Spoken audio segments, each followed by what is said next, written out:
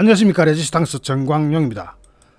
정조대왕함, 우리나라의 네 번째 이지삼이 진수식을 가졌습니다. 대통령까지 내려가가지고 축하를 했죠. 그런데 여기에 2%가 부족한 함이다, 깡통함 아니냐 하는 지적이 나오고 있습니다. 이걸 자세히 살펴보니까 결국은 문재인이 중국 눈치 보느라고 스펙을 다운시킨 힘의가 드러나고 있습니다. 그 엄청난 돈을 들여가지고 이런 거 한번 만들 때 제대로 만들어놔야 그 다음에 후회를 하지 않습니다. 돈이 엄청나게 들어가는 거잖아요. 어쨌든 오늘 진수한 정조대왕함은 해상에서 북한의 탄도미사일을 요격할 수 있는 차세대 이지스 구축함 1번 함이라는 게 의미가 있습니다.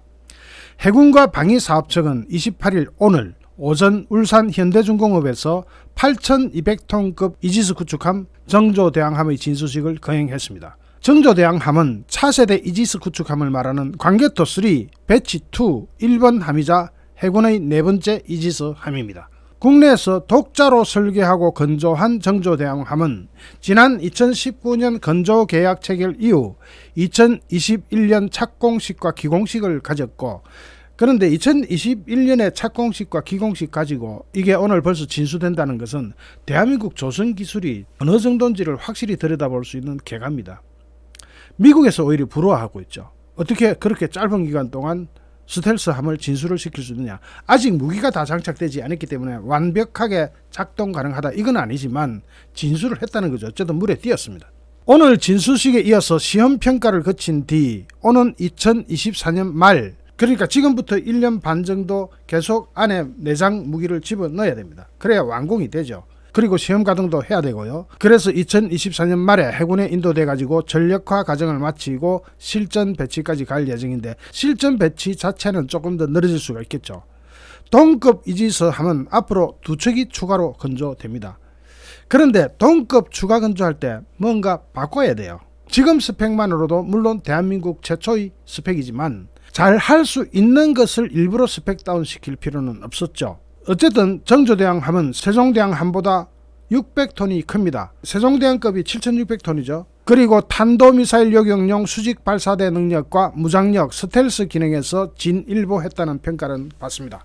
이게 선체가 딱 생긴 것 자체가 스텔시하게 생겼죠.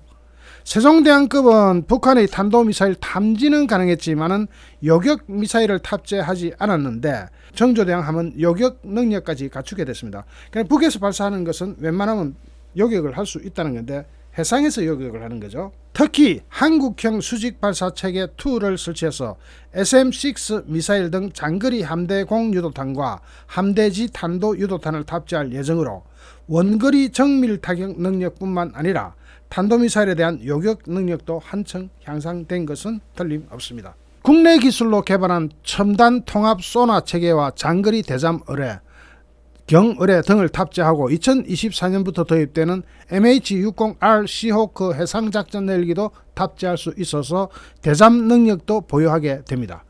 추진체계는 세종대왕급의 가스터빈 엔진 4대에 이어서 하이브리드 전기 추진체계 2대가 추가돼서 일반 항해 시 연료를 절감하는 경제적 기동이 가능하기도 합니다. 그리고 또 전기 추진체계를 갖췄다고 하면은 잠수함이 가까이 올 때 회피할 때도 좀 유리하겠죠. 아무래도 소음이 줄어들 테니까. 오늘 진수식에는 윤석열 대통령과 김건희 여사, 정부 군 주요 지휘자, 국회의원, 방산업계 관계자 등 각계 인사 150여 명이 참석했습니다. 진수식의 하이라이트인 진수 도끼질, 진수할 때 배를 묶었던 줄을 이렇게 탁 잘라내죠. 그 진수 도끼질 퍼포먼스는 주빈 윤석열 대통령의 배우자 김건희 여사가 맡아서 함정에 연결된 줄을 도끼로 잘랐습니다. 그런데 어쨌든 지금까지 나왔던 우리나라 이지스 함 중에서는 가장 업데이트된 성능을 가지고 있는 건 틀림없습니다.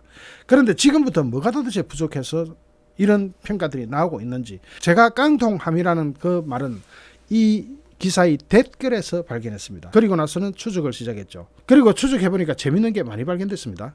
깡통함에 대한 증거뿐만 아니라 기타 재밌는 사실들, 지금 이걸 한번 보시죠. 뭔가 배 앞쪽에 그다란 돔같이 탱크 같은 게 하나 딱 달렸죠. 배 앞에 이렇게 기다랗게 엄청난 돔인데 이걸 소나 탐지 돔이라고 합니다. 이거 제작 장면을 가만 보니까 기존 스텔스함보다는 3배 이상 탐지거리를 향상시켰다고 하는데, 이때 3배 이상이라고 하는 것은 물리적인 거리뿐만 아니라 기능도 포함될 겁니다. 그런 점에 있어서는 상당히 잘 됐다. 우리나라 선박들이 소나 체계가 좀 약하지 않습니까? 그것을 이번에 강력하게 보강한 것 같아서 기분이 좀 좋습니다. 그런데 이런 지적이 나옵니다. 한국은 이미 A사 레이더를 자체 개발 완료하지 않았나? 그런데 왜 여기는 엉뚱한 레이더가 들어가 있느냐? 이런 지적도 나옵니다. 여기 들어가 있는 레이더는 AN/SPY-1 시리즈의 일종인데 이 시리즈 자체가 미국 로키드 마틴이 제작한 이지스 전투함 시스템용 레이더입니다. 그리고 이것은 업그레이드가 되면서 AN/SPY-1D, 1B형을 알레이버크급 구축함에 적합하게 개량된 버전이고 이번에 정조대왕함에 장착되는 것은 AN/SPY-1D 괄호열고 V입니다. 요거는 SPY-1D의 개량형 모델로 연안작전에 적합하게 개량된 레이더라고 합니다. 그러니까 우리나라는 북한을 끼고 있기 때문에 아무래도 연안작전이 많을 수밖에 없죠. 그래서 연안작전에 적합하게 설계된 레이더라고 합니다. 그런데 A사 레이더는 우리가 정말 성능이 끝내주게 잘 개발되어 있잖아요. 이번에 KF-21에도 들어가고. 그런데 왜 여기에는 A사 레이더가 지금 다 개발 완료됐거든요. 완벽하게 개발 완료됐습니다. 그런데 왜 미제를 갖다 썼느냐? 원래는 국산 A사 레이더도 고려 대상이었습니다. 그런데 그것을 미제를 갖다 쓰게 된 것은 2023년 시운전이 목표이기 때문인데 한국의 새로운 A사 레이더 설계는 스파이 시스템보다 기술적으로 훨씬 더 진보했지만은 개발 및 프로젝트 지원에 더 많은 리스크가 있음을 의미합니다. 그러니까 아직까지 완벽한 검증이 되지 않았는데 이거 철컥 실어놨다가 나중에 문제가 생기면 더 골치가 아프다. 그래서 일단은 쓰던 것을 먼저 써보자. 그리고 이것이 아마 초기 생산 단계에 있고 우리가 아직 동맹국과 생산 또는 기술을 공유 또는 공개할 수 없기 때문인 그런 가능성도 있습니다. 이것은 어디까지나 제 추측입니다만. 그리고 중요한 지적이 하나 나오는데 CEC가 없어서 깡통이다. 이거는 논리적으로 어느 정도 말이 돼요. CEC가 뭐냐면 Corporate Engagement Capability, 합동 교전 능력인데 미국 해군이 개발한 시스템으로 서로 떨어진 함정과 항공기 지상체계로부터 레이더의 데이터를 싹 모아가지고 하나의 통합된 정보를 한눈에 보기 위한 실시간 센서망 체계입니다. 지금 여기 그림이 나온 것은 일본의 센서망 체계입니다. 일본의 CEC 체계인데 현재 미국의 CEC 체계가 설치된 플랫폼을 운영하는 나라는 미국 이외의 국가로는 일본과 호주밖에 없습니다. 미래에는 스페인과 캐나다에도 추가될 예정인데 한국 최신 정조 대왕함도 핵 미사일 없애는 SM-3도 안 들어있고 CEC도 없고 이렇게 보면 엄청난 예산이 들어간 깡통배라는 비판도 나올 수밖에 없습니다. CEC가 왜 그렇게 중요하냐? 자, 전시가 되거나 갑자기 급박한 상황이 생겼다고 볼 때 지상에서 데이터를 받아가 무선으로 야 저쪽에 미사일 쏜 것 같아 이런 식으로 해가는 되는 게 아니죠. 또 공중 조기 경보기가 날아다닌다고 하더라도 미사일을 보고 탐지했다 칩시다. 지금 미사일 날아가는 속도는 얼마고 위도 경도 어쩌고 저쩌고를 이렇게 해가지고는 답이 없죠. 바로 그것이 데이터로 탁 전달됩니다. 동시에 실시간으로. CEC가 추구하는 상황 중에 하나는 항공모함에서 이륙한 F-35가 전방에 전개되면서 레이더로 표적을 탐지하면 E-2D 조기 경보기를 통해서 후방의 수프 호넷 등에서 미사일을 발사할 수 있게 되는 그런 상황입니다. 그것이 한참 지금 발전 개량되고 있는 단계에 들어가 있는데 한국군이 보유한 조기 경보기나 이지스 구축함 F-35 전투기에 CEC 장비가 탑재되면은 한국이 탐지한 레이더 정보를 공유해서 일본의 해자대나 주1 미군 구축함이 SM-3 미사일을 발사해서 북한의 핵 미사일을 요격할 수도 있습니다. 그런데 그런 시스템이 없습니다. 자, 기존 한미일 무기체계는 링크 16으로 상호 운영성을 확보해서 레이더 정보를 공유할 수는 있지만 이게 일본과 미국, 나라별 시차 등등 여러가지 사정 때문에 서로 다른 무기체계의 레이더가 탐지한 정보에 직접 연동해서 미사일을 발사할 수는 없습니다. 하지만 링크 16에 비해서 CEC는 데이터 공유 시차를 없애서 다른 무기체계가 탐지한 레이더 정보로 바로 탄도미사일, 요격 미사일을 발사할 수가 있습니다. 그렇게 되어야 이게 즉각적인 대응이 되는 거죠. 각각의 정보체계는 다 가지고 있죠. 우리나라도 F-35 가지고 있고 조기 경보기도 가지고 있고 지상의 레이더도 있고 이지스함에도 자체 레이더가 있고 그러면 이게 다 탐지가 됐다. 그런데 이거 연락 주고 받을 때 미사일은 이미 떨어져 가지고 폭발 일어나 버립니다. 이런 거는 순간적으로 탁탁탁 돼야 되는 거죠. 그게 CEC 책입니다. 만약에 이렇게 비싼 정조 대왕함 같은 훌륭한 이지스함을 가지고 있어도 CEC 체계가 없으면 눈과 귀를 잃어버린 거랑 같죠. 우리나라가 레이더를 아무리 고급을 설치해도 이지스함의 탐지거리 안에 있는 것이고 각각의 정보체계에서 가지고 있는 모든 데이터를 한꺼번에 모았을 때와는 위력을 비교를 할 수가 없게 되죠.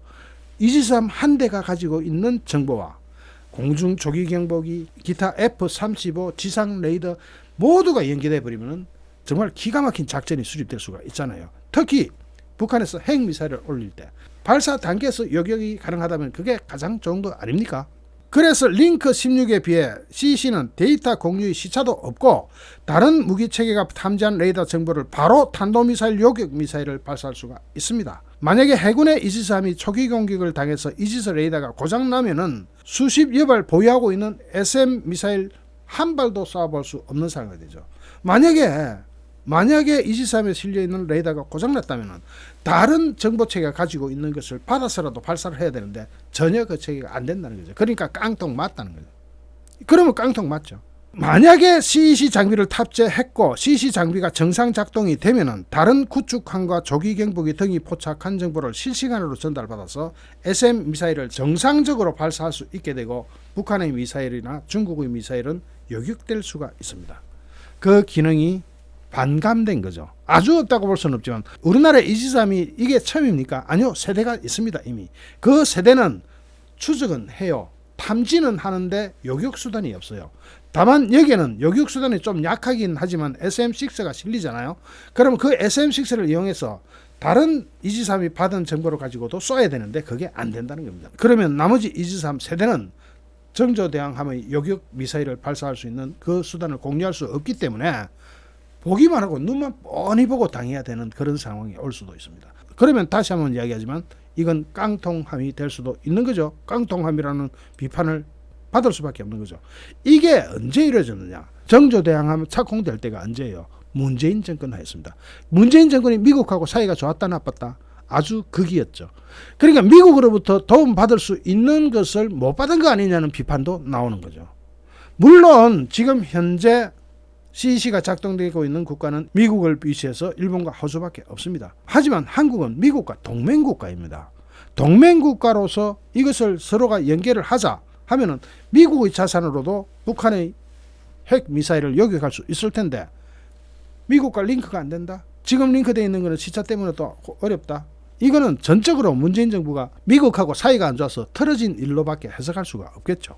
그리고 문재인 정부는 우리 이지스함을 가지고 중국 눈치를 왜 보았을까 하는 댓글이 달리고 있습니다. 뭐냐? SM3가 없으면 깡통이다 이겁니다. 이게 깡통배라는 겁니다. SM6도 물론 훌륭한 요격수단이 될 가능성은 있습니다. 하지만 SM3가 실려야 제대로 된 요격을 할 수 있지 않느냐. 즉 SM2까지는 기존의 이지스함에도 실려 있고 그런데 SM6를 탑재했다. SM6는 사거리가 240km에서 460km 정도 되기 때문에 해군이 현재 운용하는 SM2 사거리 170km의 2배가 넘습니다. 그런 거를 보면은 SM2보다는 SM6가 훨씬 낫죠. 그런 점은 업그레이드 됐다고 볼 수 있습니다. 그런데 SM3하고는 비교 자체가 안 되죠. SM3는 인공위성을 파괴할 정도로 고도가 높게 올라갈 수 있고 그 다음에 대륙간 탄도탄부터 해가지고 웬만한 고고도 방어력은 입증이 돼버립니다. 그러면 제일 뜨는 데가 어디겠습니까? 중국이겠죠. 중국이 아무리 ICBM을 많이 가지고 있고 핵 탄두를 많이 가지고 있다 하더라도 우리가 SM3를 가지는 순간에 중국이 우리를 우습게 보지는 않을 겁니다. 그런데 문재인 정부는 친중 정부로서 중국의 눈치를 보느라고 이 SM3를 탑재하지 않는 걸로 갔습니다. 그 대신 쇼는 하나 해놨습니다. 정조대왕함의 발사관은 SM3, SM6 겸용이라고 해놨습니다. 발사관은 크게 해놨다 이 말입니다. 그런데 SM3는 발사관만 가지고 운영합니까? SM3는 미사일 하나 가지고 운영하는 그런 시스템이 아닙니다. SM2가 레이더 방식을 사용한 것과는 달리 SM3는 적외선 영산 탐색기를 사용하고 있기도 하고 사정거리가 약 700km, 유효 고도는 500km, 고도가 500km입니다. 정도로 SM6하고는 비교가 안 됩니다. SM3를 탑재했어야 됩니다. 그래서 깡통배라는 소리가 나오는 겁니다. 지금 정조대왕함 같은 훌륭한 배를 만들고도 깡통배라는 소리를 들어야 하는 이유는 문재인 정권의 비겁함 때문에 그런 것 같습니다. 문재인 정권의 친중 반미 정책이 이렇게 이 배에 녹아 들어가 있는 겁니다. 그런 거 보면 약간 열받기도 해요. 물론 SM3는 가격도 비싸고 그런 점에 있어서는 뭐 초기가 아니라 다음 업그레이드 버전 나올 때는 달라질 수도 있겠지 하는 희망을 가져봅니다. 그렇다고 그렇게 쉽게 달라질 것 같지도 않습니다. 왜냐, 윤석열 정부가 국방비를 깎아버리면 그것도 또 가능하지 않습니다. 윤석열 정부는 보수 정부입니다. 보수 정부는 국가 안보를 최우선의 가치로 생각합니다. 윤석열 정부 내년 예산에서는 절대로 국방비 깎지 마십시오. 올해 깎은 걸로 끝내십시오. 그래야 대한민국이 우크라이나 꼴 나지 않습니다. 잠시 후 또 다른 주제로 여러분을 찾아뵙겠습니다. 시청해주신 여러분께 진심으로 감사드립니다. 여러분 고맙습니다.